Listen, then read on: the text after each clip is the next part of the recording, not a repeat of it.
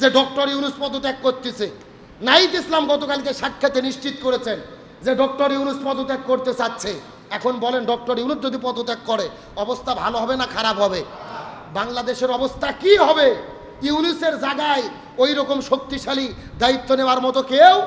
আজকে শাহবাগ অবরোধ, কালকে যমুনা অবরোধ, পরের দিন কাকরাইল অবরোধ। মানে গত 16 বছরে যত দাবি ছিল 9 মাসে কাজ আদায় করতেছে।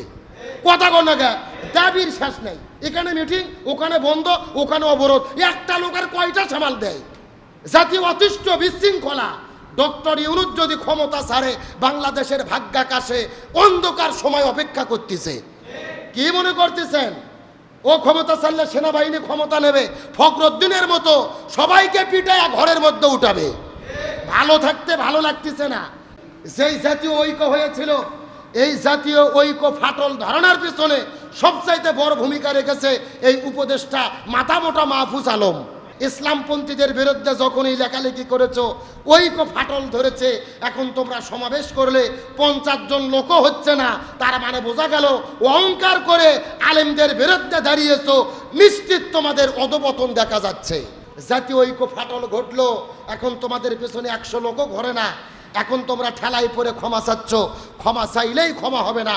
পরিচিত ক্ষমা যদি পেতে চাও ইসলামী দলগুলোর কাছে গিয়ে হাতে ধরে তওবা করে ক্ষমা চাইতে হবে।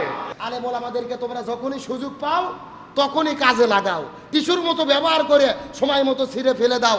বাংলাদেশের আলেম সমাজ আর তোমাদের ক্ষমতার যাওয়ার সিঁড়ি হতে চায় না। যে বাঙালি সোজা করার জন্য হাসিনাই ঠিক আছে, মায়ের ওপর ওষুধ না, এরা ভালো জাতি না তো। যেই জাতীয় ঐক্য হয়েছিল, এই জাতীয় ঐক্য ফাটল ধারণার পিছনে সবচাইতে বড় ভূমিকা রেখেছে এই উপদেষ্টা মাথা মোটা মাহফুজ আলম। কথা কন না কে? হঠাৎ করে সারাদিন ফেসবুকে পোস্ট, জামাতকে 71-এর জন্য ক্ষমা চাইতে হবে, হেফাজত হলো জঙ্গি, তারা মব তৈরি করে, আর চরমনাই হলো কঠোরপন্থী, বাংলাদেশে কোরআনের আইন চলবে না। প্রতিদিন ফেসবুকে লেখালেখি করে ইসলামপন্থীদের বিরুদ্ধে যখনই লেখালেখি করেছো ঐক্য ফাটল ধরেছে।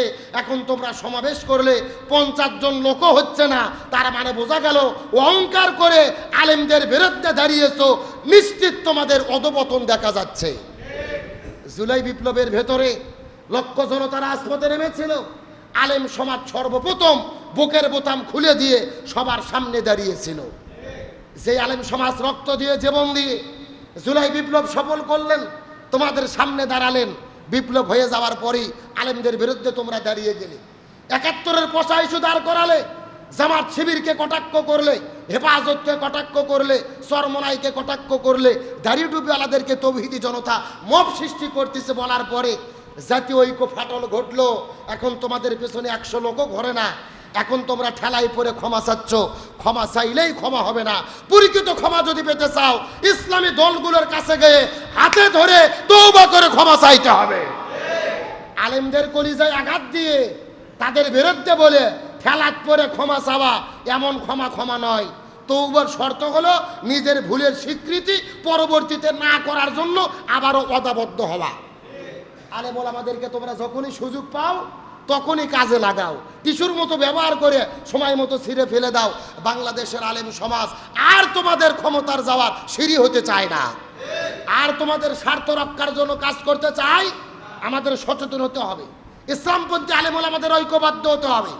আমরা বলতে চাই জুলাই বিপ্লবের সৈনিকদেরকে, মাহফুজ আলম যেই গাদ্দারি করেছে জুলাইয়ের সঙ্গে আলেমদের বিরুদ্ধে পোস্ট দিয়ে একে প্রকাশ্যে কান ধরে জাতির কাছে ক্ষমা চাইতে হবে। আজকে আমরা এমন বিপদের মধ্যে পড়েছি, শেখ হাসিনা পালিয়ে গেল, মাত্র 9 মাস পার হচ্ছে, চতুর্দিকে খবর ছড়িয়ে পড়েছে যে ডক্টর ইউনূস পদত্যাগ করতেছে। নাহিদ ইসলাম গতকালকে সাক্ষাতে নিশ্চিত করেছেন যে ডক্টর ইউনূস পদত্যাগ করতে চাচ্ছে। এখন বলেন ডক্টর ইউনূস যদি পদত্যাগ করে অবস্থা ভালো হবে না খারাপ হবে? বাংলাদেশের অবস্থা কি হবে? ইউনূসের জায়গায় ওই রকম শক্তিশালী দায়িত্ব নেওয়ার মতো কেউ? ভারত কম ষড়যন্ত্র করেনি বাংলাদেশকে নিয়ে। হাসিনা পালিয়ে যাওয়ার পরে একমাত্র ডক্টর ইউনূস থাকার কারণে ওরা পেরে উঠতে পারেনি। আজকে ইউনূস বলতেছে আমি পদত্যাগ করব, কেন করতে চাবে না?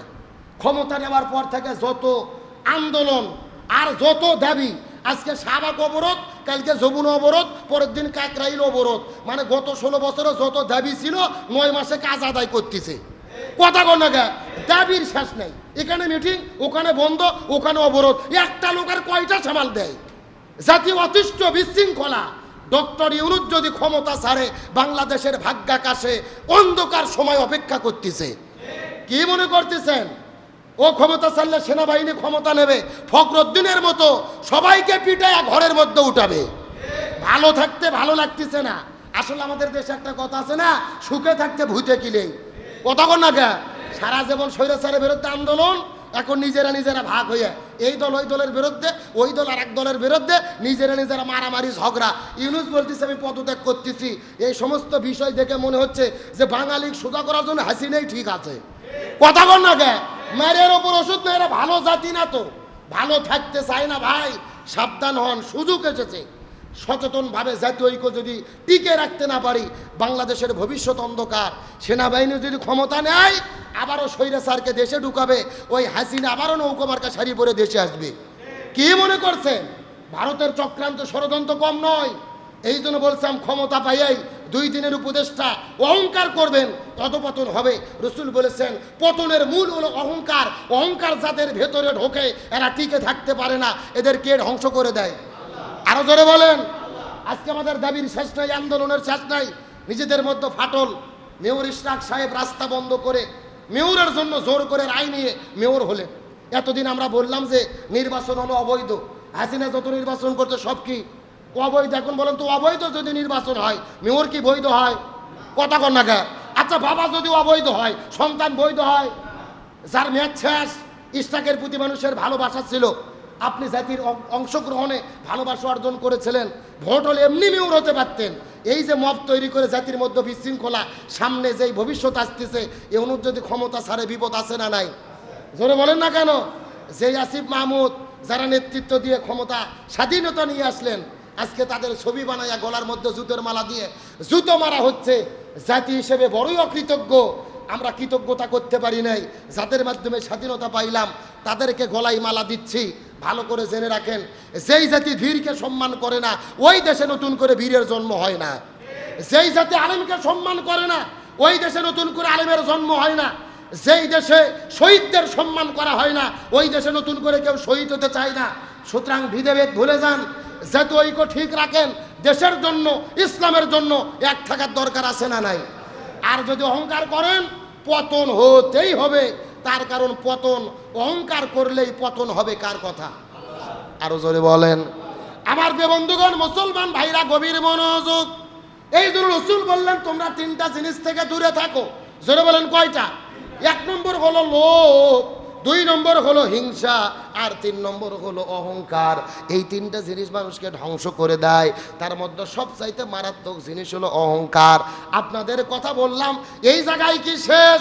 আলেমদের বিরুদ্ধে লক্ষ্য করে দেখেন, এক আলেম আর এক আলেমকে দেখতে পারে না, এক হুজুর আর এক হুজুরকে দেখতে পারে না। বড় মসজিদের ইমাম মনে করে আমি বড়, ওই ছোট মসজিদের ইমামে কি জানে? কথা কর না খা? একজন বড় মসজিদের খতিব বগুড়া শহরের, ও চিন্তা করে সাজাপুর এলাকার ছোট মসজিদের ইমাম ও কি জানে? আমি বড়। অহংকার আছে না নাই? একজন আলেমের মধ্যে অহংকার, একজন বক্তার বিরুদ্ধে অহংকার। বড় বক্তা হয়ে গেছে, ও নিজেকে বড় মনে করে। আর একজনে কি জানে? আমি তো সবচাইতে বেশি জানি। এক আলেম আর এক আলেমের বিরুদ্ধে হিংসা করে, এক হুজুর আর এক হুজুরের বিরুদ্ধে হিংসা করে, এক আলেম আর এক আলেমের বিরুদ্ধে অহংকার করে, হিংসা করে। নিজেদের এলেমের ব্যাপারেও অহংকার আছে না নাই? কিন্তু আল্লাহ রাব্বুল আলামিন বলেন তুমি তোমার চেহারার কথা বলো, সম্পদের কথা বলো, এলেমের কথা বলো, কোনো ব্যাপারে অহংকার করা যাবে না। অহংকার থেকে তোমাদের সাবধান হতে হবে। বলকের বাদশা ইব্রাহিম বিন আদম আলাইহিস সালাম, বলকের বাদশা ইব্রাহিম বিন আদম আলাইহিস সালাম একদিন চতুর্দিকে সফর করার পরে হঠাৎ করে তিনি ঘরের মধ্যে চলে গেলেন। বাড়ির মধ্যে যাবার পরে লক্ষ্য করে দেখে তার বিছানার ভেতরে তার দাসী বিছানার মধ্যে শুয়ে ঘুমায়। সারাদিন ধরে কাজ কাম করে বড় ক্লান্ত হয়ে গেছেন, বাদশার বিছানার মধ্যে ঘুমায় পড়েছে। ইব্রাহিম বিন আদম মনে মনে চিন্তা করলেন আমি হলাম রাজ্যের বাদশা, আমার বিছানার ভেতরে এই যে একটা দাসী, সে হলো নিম্নমানের মানুষ, এ কেন কিভাবে আমার বিছানার মধ্যে শুয়ে পড়লো? সহ্য করা যাবে না। বলকের বাদশা হাতের মধ্যে চাবুক নিয়ে ওই দাসীটাকে পিটানো শুরু করলেন। মারতে মারতে দাসীটা রক্তাক্ত হয়ে গেছে। ওই দাসীটা রক্তাক্ত হয়ে যাওয়ার পরে কিছুক্ষণ পরে হাউমাউ করে কান্না করা শুরু করলেন। কান্না করতে করতে আবার কিছুক্ষণ পরে মুস্কি মুস্কি হাসা শুরু করলেন। হঠাৎ করে অট্ট হাসি দেওয়া শুরু করলেন। বলকের বাদশা ইব্রাহিম বিন আদম আলাইহিস সালাম দাসীটাকে ডাকতে বলে, দাসী রে, আমি তোমাকে পিটাইছি, আমি তোমাকে কষ্ট দিয়েছি, এই জন্য তুমি কান্না করলে, কান্নার কারণটা বুঝতে পারলাম, কিন্তু হঠাৎ করে তুমি কেন হাসাহাসি করলে, হাসার কারণটা তো বুঝতে পারলাম না। দাসীটা ডাকতে বলে, ইব্রাহিম বিন আদম, আমার কান্না করার কারণ তুমি বুঝেছো, আমার শরীরে তুমি আঘাত করেছো, আমি কষ্ট পেয়ে হাউমাউ করে কান্না করেছি, কিন্তু হাসার কারণটা তুমি বুঝতে পারো নাই। আমার হাসার কারণ হলো এই যে তুমি বিছানাটা বানিয়েছো, এত সুন্দর বিছানা, আমি নিজেই বিছানাটা সুন্দর করে সাজগোজ করি, তুমি দূর থেকে এসে একদিন আমাকে তোমার বিছানায় শোয়া দেখার পরে তুমি এত রাগান্বিত হলে, তুমি আমাকে ধরে পিটাইলে, প্রহার করলে। আমি মনে মনে হাসলাম, এই কারণে আল্লাহ তাআলা এই বিছানাটা তোমাকে দান করেছেন, এই রাজ্যটা তোমাকে দান করে দিয়েছেন মাত্র কয়েক মিনিটের জন্য। আমি শোয়ার কারণে যদি আমার শাস্তি হয়, যে আল্লাহ তাআলা এই রাজত্ব তোমাকে দান করলেন, এই বিছানাটা তোমাকে দান করলেন, ওই আল্লাহর যদি তুমি আনুগত্য না করো, আল্লাহর দাসত্ব না করো, আল্লাহর গোলামি না করো, আল্লাহর হুকুম আকাম মেনে না চলো, আমি তো লক্ষ্য করে দেখি আল্লাহর হুকুম মানো না, নামাজ পড়ো না, মানুষের সঙ্গে ভালো ব্যবহার করো না, তুমি আমাকে মেরেছো, এই জন্য আমি কষ্ট পেয়ে কান্না করেছি। তবে আমার হাসার কারণ হলো আমি মনে মনে বিশ্বাস করে নিয়েছি, এই রাজত্ব পাওয়ার পরে তুমি আল্লাহর গোলামি করো নি, আল্লাহর শুকরিয়া আদায় করো নাই, এর চাইতে বেশি কষ্ট ওই হাসরের ময়দানে আল্লাহ তোমার জন্য রেডি করে রেখেছে।